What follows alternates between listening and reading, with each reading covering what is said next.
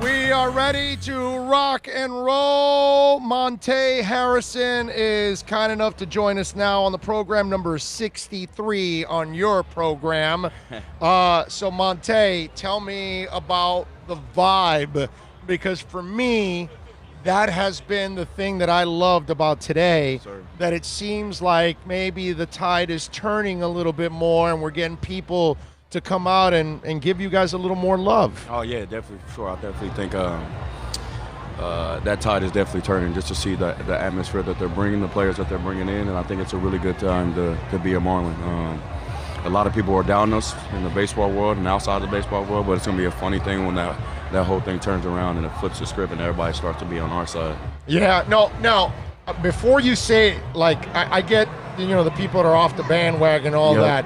Do you have an understanding how jaded and how beaten up the fan base has been over the last few years? Yeah. I mean, I have somewhat of a background of it, you know what I mean? I haven't been through the whole that whole regime and stuff like that, but all I know is Derek Jeter, and I know what Derek Jeter's putting into this, and that's the only thing I can really comment on. I mean, I've heard things about the organization before that, but right now I know the position that we're in and where we're going to be, and everybody's working hard. We're keeping everybody accountable. I know when I step foot into a locker room or on the field, I'm going to hold everybody accountable, even including myself, and there's going to be very high standards.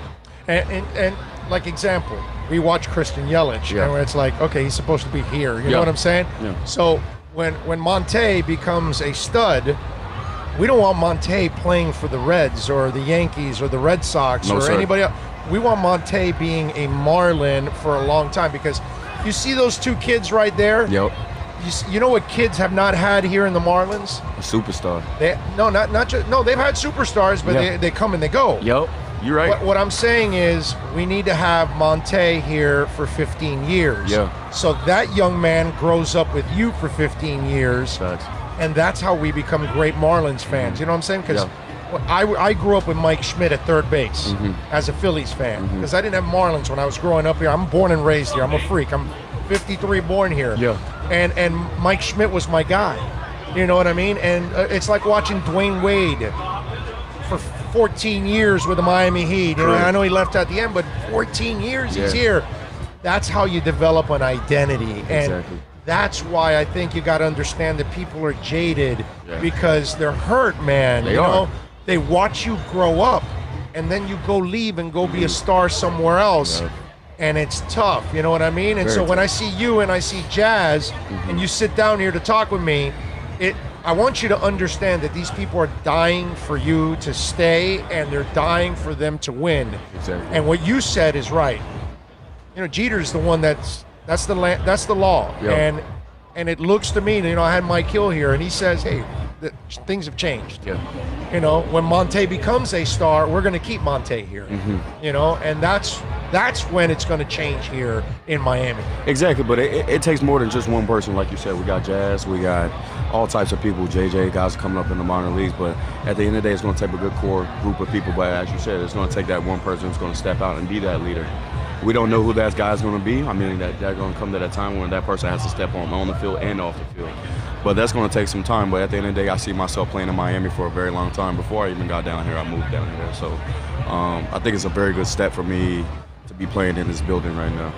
So tell us a little bit about yourself, so people that may not know who you are, describe yourself as a player.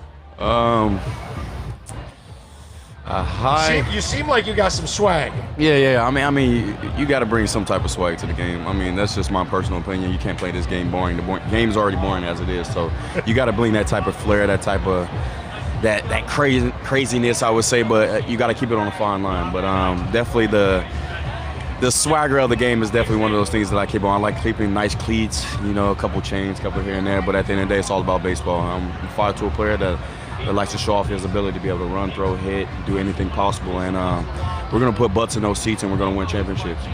Monte Harrison joining us here on the program. I love what you're saying. I love what you're all about.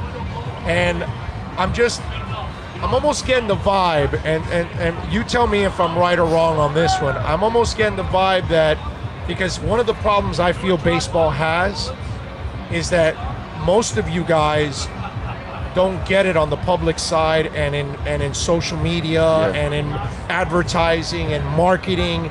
baseball doesn't do a good enough job of selling itself. Correct. Whereas basketball, football, and soccer, those guys are in commercials all over the place. Yeah. They're screwing around on social media with each other. Yeah. They're having fun. I need to see baseball do more of that because young people are about that. Exactly. I'm 53 and I'm about that. But most of my guys my age are not. But I get the feeling that you understand that because the way you were talking about it is that's what baseball needs is a little show, baby. Exactly. At the end of the day, I mean, people see the game as this old regime, you know, step on the field, you don't say anything, you pretty much just be a robot, you know what I mean? And the game nowadays, it's not like that. You got a lot of fashion, you got a lot of style, and those other sports, you see those type of things. So why not bring it to the game of baseball and still respect the game at the end of the day? Hey, Ricky Henderson, bro. We don't have to say it's modern. Exactly. Just watch Ricky Henderson. You want swag? You want super swag? Exactly. You know who I'm talking about. Yes, sir. You have watched. Yes. Okay, so I mean, chain popping, yeah, like every type of thing, hopping down the line. Now, me personally, would I hop down the line? No. Would I pop a chain? I don't know. Maybe I'm running around the bases, but at the end of the day, when you've had 10 years of Ricky, you can do that. You can do that. Exactly. You know what I'm saying? But you might not do it in your first year, Monte. No. but if you're balling for 10 years, you swag a little bit. You can swag a little bit. Like I said, there's a fine line between that. But at the end of the day, I mean, we need to put butts in these seats. At the end of the day, no matter what it is, and that's by winning. How are we going to win 100 games? That's a goal for any team to win 100 games. You win 100 games, and then you get into the playoffs and you reset and you go do your thing and you win championships. That's what we're building for the Marlins. We're trying to win championships, not one championship, but be a dynasty. Do you have a need to be a leader? Because it seems to me like you got leader in you. I don't have a need for it. I mean, it's just one of those things. It was always presented to me when I was young. So at this point, it's kind of like one of those, like, you have to lead us. I mean, I don't see it as a nervous feeling or I see it as a privilege. You know what I mean? Or maybe a responsibility. Yeah, I wouldn't even say a responsibility because at the end of the day, I'm being myself. You know what I mean? I mean, responsibilities come into action. Yes, there are high standards. There are higher standards for dudes who have to lead. But at the end of the day, I think it's just being myself. Going out there, being the player that I can be, being the best teammate that I can be, and helping those people around me get better each and every day. So you tell me, why do you feel you're ready to have a big year here?